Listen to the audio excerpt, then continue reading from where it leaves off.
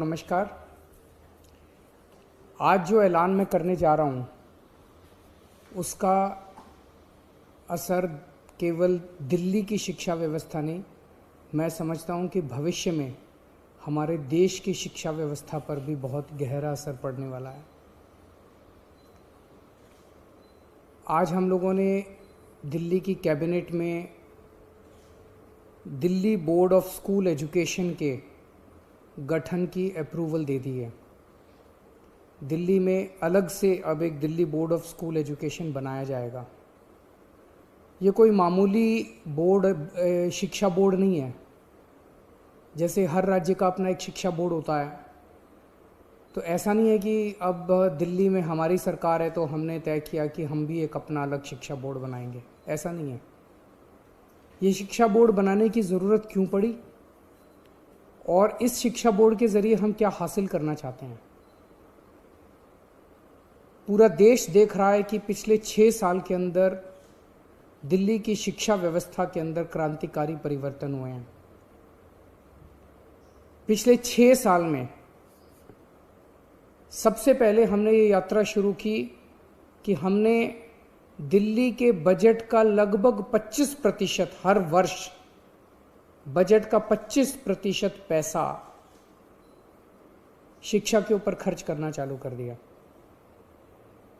इससे क्या हुआ? सरकारी स्कूलों की शानदार बिल्डिंग बनने लगी, स्कूलों के अंदर अच्छी लैब्स बनने लगी, स्कूलों के अंदर अच्छे कमरे बनने लगे, स्कूलों के अंदर अच्छे ऑडिटोरियम बनने लगे, स्कूलों में स्विमिंग पूल्स बनने लगे, स्कूलों की साफ़ सफाई की व्यवस्था अच्छी होने लगी, स्कूलों की सिक्योरिटी अच्छी होने लगी, स्कूलों के अंदर टॉयलेट्स अच्छे हुए, स्कूलों के क्लासरूम्स के अंदर अच्छे डेस्क आने लगे, अच्छे ब्लैक बोर्ड्स आने लगे। एक तरह से पूरा जो सरकारी स्कूलों का ढांचा था जो कि हीन भावना से ग्रसित था, प्राइवेट स्कूलों के अंदर अच्छा इंफ्रास्ट्रक्चर होता था, सरकारी स्कूलों के बच्चों के अंदर एक हीन भावना होती थी। जब सरकारी स्कूलों पे हमने 25% बजट खर्च करना चालू किया तो सरकारी स्कूलों का पूरा काया पलट होने लगा। दूसरा बड़ा परिवर्तन हमने किया कि अपने टीचर्स को और प्रिंसिपल्स को बहुत बड़े स्तर के ऊपर हमने ट्रेनिंग करने के लिए भेजा। हमने उन्हें कैम्ब्रिज भेजा, सिंगापुर भेजा, फिनलैंड भेजा, अमेरिका भेजा, कनाडा भेजा, IIM लखनऊ भेजा, IIM अहमदाबाद भेजा। हमारे ढेर सारे टीचर्स और प्रिंसिपल्स वहाँ से ट्रेनिंग करके लौटे। हमने अपने बच्चों को फॉरेन भेजना चालू किया। हमने अपने बच्चों को केमिस्ट्री, फिजिक्स, मैथ्स के ओलंपियाड के लिए विदेशों में भेजा। हमारे बच्चों ने भारत का नेतृत्व किया और कई जगहों से हमारे दिल्ली के बच्चे मेडल जीत के लौटे। जब ये टीचर्स और बच्चे वापस लौटे तो इनके अंदर एक ज़बरदस्त आत्मविश्वास था और कुछ कर गुजरने की इच्छा थी। तीसरा हमने बड़ा परिवर्तन किया कि हमने अपने प्रिंसिपल्स को एम्पावर किया। अभी तक हर स्कूल के अंदर दिल्ली सरकार का डायरेक्टोरेट ऑफ एजुकेशन का बहुत ज़्यादा इंटरफेरेंस होता था, छोटी छोटी चीज़ों के ऊपर। स्कूल में कुछ भी खरीदना है, स्कूल में कुछ भी रिपेयर कराना है, सरकार से परमिशन लो। कई कई टीचर्स की पोस्ट कई कई सालों तक खाली पड़ी रहती थी। अब हमने प्रिंसिपल को पावर दे दी। प्रिंसिपल की पावर 5,000 रुपये से बढ़ा के 50,000 रुपये कर दी और उसको पावर दे दी कि अगर सरकार किसी टीचर की अपॉइंटमेंट रेगुलर नहीं कर पा रही तो वो एक सेशन के लिए बाहर से किसी टीचर की अपॉइंटमेंट करके अपना बच्चों की पढ़ाई सफ़र नहीं होनी चाहिए। हमने हर स्कूल के अंदर एस्टेट मैनेजर्स की नियुक्ति की। कई नए नए प्रयोग किए गए। सरकारी स्कूलों के बारे में कहा जाता है कि 5वीं क्लास तक भी बच्चे आते आते उनको ना अपनी किताब पढ़नी आती है, ना अपना एक लाइन पढ़नी आती है, ना गणित के बेसिक क्वेश्चंस आते हैं। उनको तैयार करने के लिए हमने मिशन चुनौती और मिशन बुनियाद जैसे कार्यक्रम, नए नए प्रयोग शुरू किए। हैप्पीनेस करिकुलम लेके आए जिससे बच्चों को मेडिटेशन कराना सिखाते हैं। बच्चों के इंटरपर्सनल रिलेशंस अपने माँ बाप के साथ, अपने परिवार के साथ, अपने दोस्तों के साथ रिश्ते अच्छे होते हैं। बच्चों की इमोशनल नीड्स पूरे होते हैं। हैप्पीनेस करिकुलम लेके आए, एंटरप्रेन्योरशिप करिकुलम लेके आए। तो इस तरह से कई सारे प्रयोग पिछले 6 साल के अंदर किए गए, जिसकी वजह से आज दिल्ली के सरकारी स्कूलों के नतीजे 98% आने लगे हैं। प्राइवेट स्कूलों से ज़्यादा नतीजे आने लगे हैं। हमारे बच्चों का इंजीनियरिंग में, मेडिकल में, बड़े बड़े अच्छे अच्छे कॉलेजेस के अंदर एडमिशन होने लगे हैं। पेरेंट्स को भरोसा हो गया है कि अब हमारे बच्चे सरकारी स्कूलों के अंदर, उनका भविष्य सुरक्षित है। ये बहुत बड़ी बात है। जो पेरेंट्स पहले सरकारी स्कूलों में अपने बच्चों को भेजना नहीं चाहते थे, आज वो पेरेंट्स अपने बच्चों को सरकारी स्कूलों में जब भेजते हैं तो उनको भरोसा होता है कि उनके बच्चों का भविष्य सुरक्षित है। बच्चों के अंदर एक जबरदस्त आत्मविश्वास पैदा हुआ है। अब अगला स्टेप लेने का समय आया है। अब ये तय करने का समय आया है कि स्कूलों में क्या पढ़ाया जा रहा है और कैसे पढ़ाया जा रहा है। हम शिक्षा क्यों देते हैं अपने बच्चों को?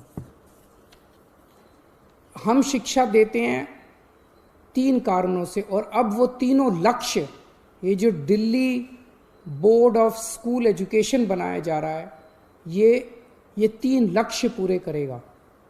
पहला लक्ष्य, हमें ऐसे बच्चे तैयार करने हैं जो कट्टर देशभक्त हों,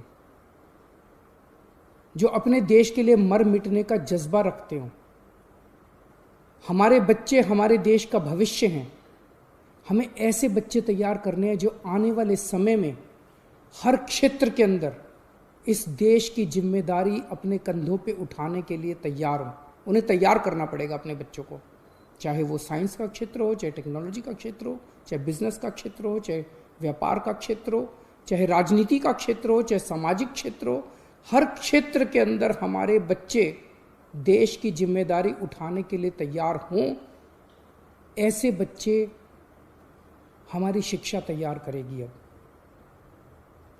दूसरा लक्ष्य, हमारे बच्चे अच्छे इंसान बने, चाहे किसी भी धर्म के लोग हों, चाहे किसी भी जाति के लोग हों, चाहे अमीर हों, चाहे गरीब हों।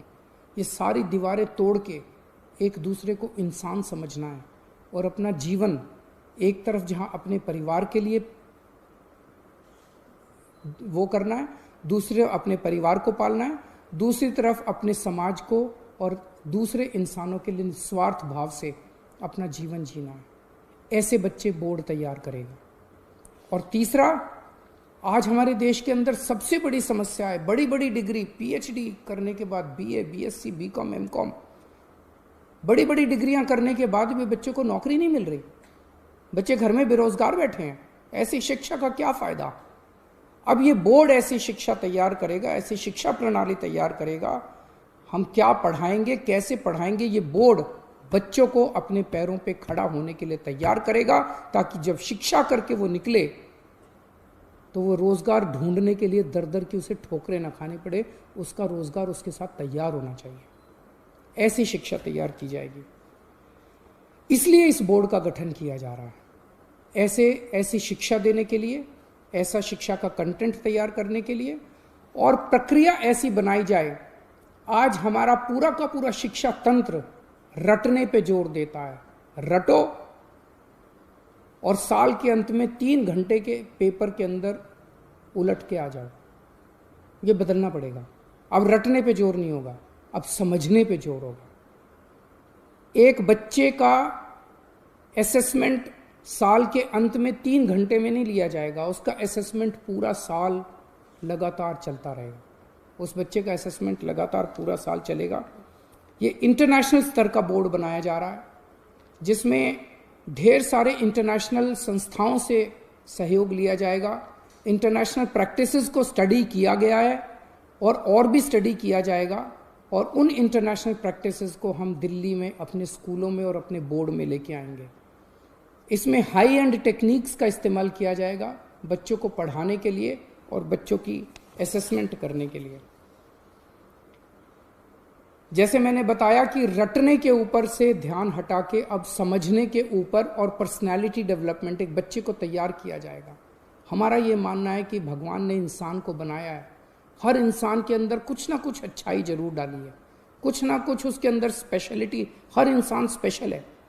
वो क्या स्पेशल है ये शिक्षा प्रणाली की जिम्मेदारी होगी कि उस बच्चे की उस स्पेशलिटी को निकाल के उसकी किस चीज़ में रुचि है और उसे किस चीज़ की ज़रूरत है, उसका कैरियर किस चीज़ में होना चाहिए और उसे कौन सा कोर्स पढ़ना चाहिए, ये शिक्षा प्रणाली निकाल के उस बच्चे को वही सिखाया जाएगा जिसमें वो माहिर है, ना कि एक रट्टू तोता जो अभी बनते हैं वो बनाया जाएगा। दिल्ली में 1000 के करीब लगभग सरकारी स्कूल हैं, 1700 के करीब प्राइवेट स्कूल हैं। इनमें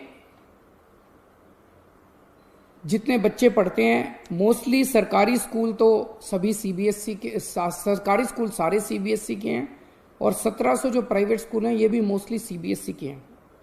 इस वर्ष 21-22 एकेडमिक ईयर में 20 से 25 सरकारी स्कूलों को हम एक साथ सारे स्कूलों को इस बोर्ड में नहीं लेके आएंगे। इस साल सबसे पहले साल में 20 से 25 सरकारी स्कूलों को इस बोर्ड में शामिल किया जाएगा। उन्हें सीबीएसई से उनकी एफिलिएशन हटा के इस बोर्ड की एफिलिएशन दिलाई जाएगी। ये कौन से स्कूल होंगे इसका चयन हम वहाँ के प्रिंसिपल्स, टीचर्स, पेरेंट्स के साथ मिलकर करेंगे और हमें उम्मीद है कि 4 से 5 साल के अंदर वॉलंटैरिली सारे सरकारी स्कूल और सारे प्राइवेट स्कूल जो हैं वो इस बोर्ड में शामिल हो जाएंगे। इसकी एक गवर्निंग बॉडी होगी जिसकी अध्यक्षता एजुकेशन मिनिस्टर करेंगे। इसकी एक एग्जीक्यूटिव बॉडी होगी डे टू डे काम के लिए जिसकी अध्यक्षता एक सीईओ करेंगे।